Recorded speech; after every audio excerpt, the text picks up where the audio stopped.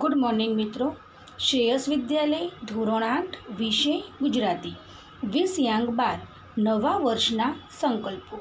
મિત્રો, આજે આપણે આ વિડીયોની અંદર 20/12 જે છે નવા વર્ષના સંકલ્પો એનો ભાગ 2 ભણીશું.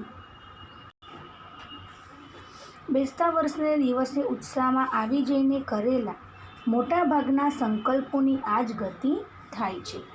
એક જણે દિવાળીની રાતથી જ ચા છોડી દીધેલી.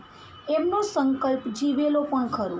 1 અઠવાડિયું, 2 અઠવાડિયા, 3 અઠવાડિયા એમણે ચા ન પીધી તે ન જ પીધી.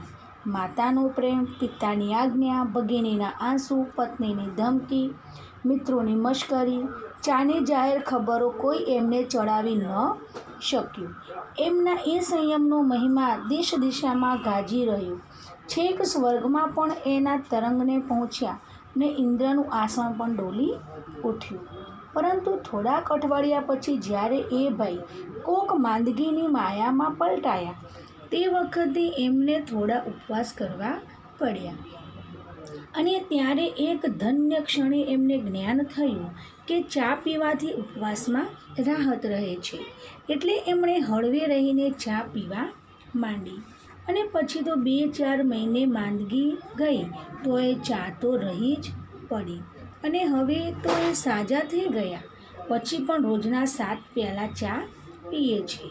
આમ એમની માંદગીને બહાને એમનો સંકલ્પ સ્વર્ગે સિધાવ્યો અને ફરી કદી એને પુનર્જન્મ ન લીધો. જો મિત્રો, અહીંયા પછી એક બીજા ભાઈની વાત કરવામાં આવેલી છે કે એક ભાઈ હતા. એ ભાઈએ બેસતા વર્ષના દિવસે સંકલ્પ લીધો કે આજથી ચા ન પીવી. એમને સંકલ્પ પણ પાડ્યો. પણ એક દિવસે એ બીમાર પડ્યા. ત્યારે એમને કોઈએ કીધું કે ચા પીવાથી રાહત રહે. તો એમને ચા પીવાની ચાલુ કરી. સાજા તો થઈ ગયા, પણ ચા પીવાની આદત એમની રહી ગઈ.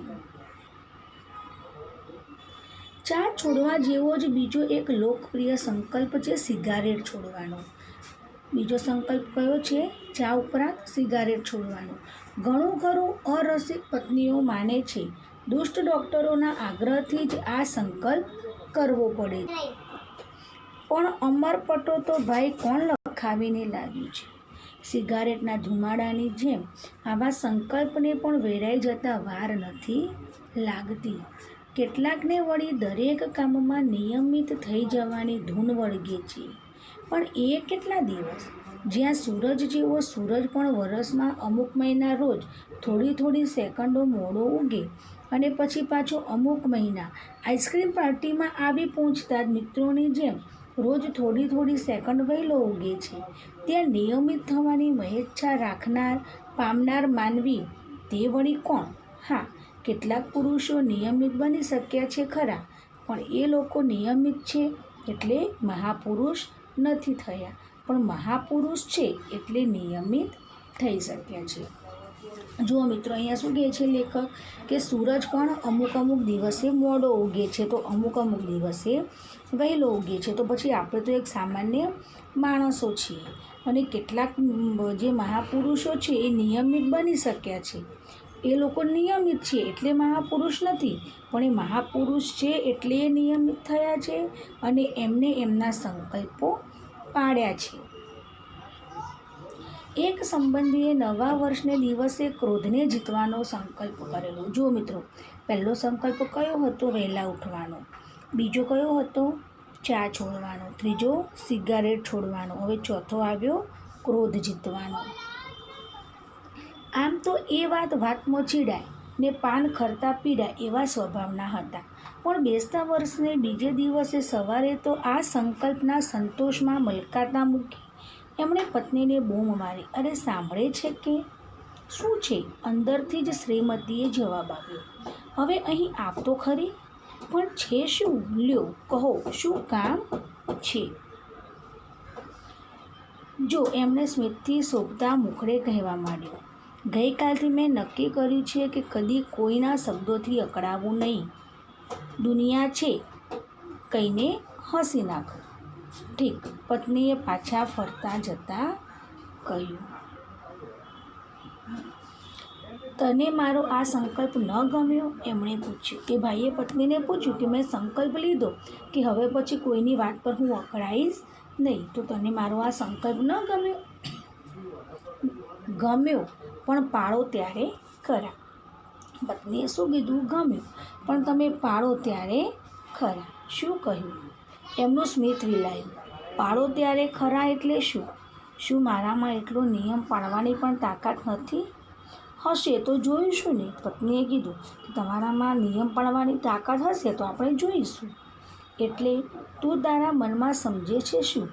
હું તે કંઈ અને ખલ્લાસ. એન્જિન બગડ્યું, મિજાજ છટક્યો. એ તો આખી સોસાયટી ગજાવવા જતા હતા ત્યાં એમના શ્રીમતીએ એમને યાદ કરાવ્યું કે એમનો સંકલ્પ એમણે ત્યાંને ત્યાં જ તોડ્યો હતો. ત્યારે જ માંડ એ શાંત પડ્યા. આમ નવા વર્ષના સંકલ્પો એટલે વહેલી પરોઢનું ઝાકળ. મિત્રો, આ પ્રશ્નો આવે છે કે નવા વર્ષના સંકલ્પો એટલે શું? એટલે કે વહેલી પરોઢનું ઝાકળ.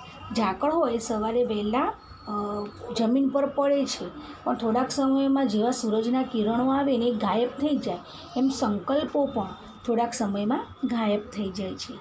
બે ઘડી સંતોષ આપી પાછું ઉડી જવાનું.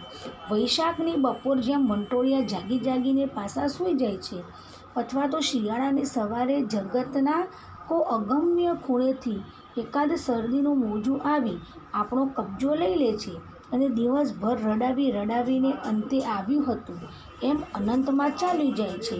કે પછી ઉસ્તાદના જલસામાં કોઈ સંગીત બરાબર જામ્યું હોય ત્યારે ઊંઘનું એકાદ ઝોકું આપણને પાવન કરીએ. તબલાની પાછી એક જબરદસ્ત થાપે આપણને ચમકાવીને ભાગી જાય છે. એમ આત્મસુધારણાના ઉત્સાહનું મોજું પણ દર બેસતા વર્ષે આવે છે અને આવીને પાછું ઉડી જાય છે. વર્ષને આરંભે હોય છે એટલા ગીતા ભક્તો બીજા 11 મહિનામાં નથી હોતા. બેસતા વર્ષને બીજે અઠવાડિયે હોય છે એટલા સંયમીજનો બાકીના વર્ષભરમાં ક્યારેય જણાતા નથી. તે આ જ કારણે. એટલે મારા ભાંગેલા સંકલ્પોનો વિચાર કરતાં ક્યારે નિરાશાની પળોમાં મને થઈ આવે છે કે હવે તો કદી બેસતા વર્ષના સંકલ્પો કરવા જ નથી. પણ દુઃખ એ છે કે મારો આ સંકલ્પ પણ ટકતો નથી. કે સંકલ્પ ન કરવાનો વિચાર લે છે લેખક, તો એ સંકલ્પ પણ ટકતો નથી. ફરીથી બેસતું વરસ આવે છે અને હું મારા સ્વપ્નમાં રાચવા બેસી જાઉં છું. ઉત્સાહથી નવા સંકલ્પો કરી નાખું છું.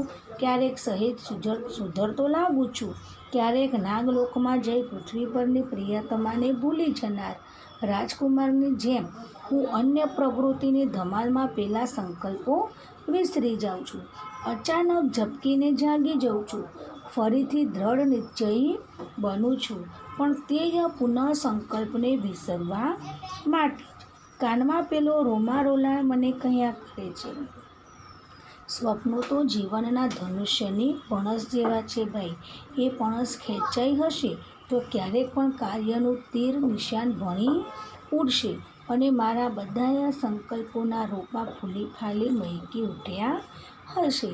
એવા દિવસની કલ્પનામાં હું નહીં પાડેલા સંકલ્પોની વ્યગ્રતા વિસરી જાઉં છું. એટલે મિત્રો, અહીંયા લેખક શું કહે છે કે સંકલ્પો લઈએ છીએ તો પણ તૂટે છે અને નથી લેતા એ પણ નથી લેવો સંકલ્પ, એ પણ સંકલ્પ ટકતો નથી.